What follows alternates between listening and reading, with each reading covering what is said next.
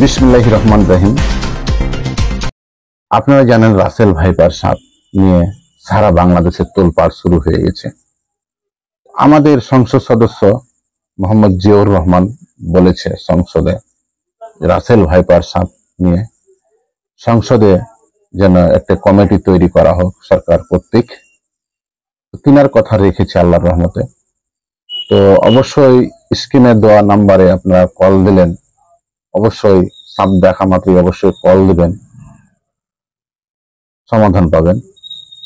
আর ভিডিওটি বেশি বেশি করে ছড়িয়ে দিবেন শেয়ারের মাধ্যমে, যেন সারা বাংলাদেশে ছড়িয়ে যায়। আর অবশ্যই আমাদের 3 থানা মানুষের এটা দাবি ছিল যে রাসেল ভাইপার সাপ থেকে আমরা ডংশন থেকে যেন মুক্তি পাই।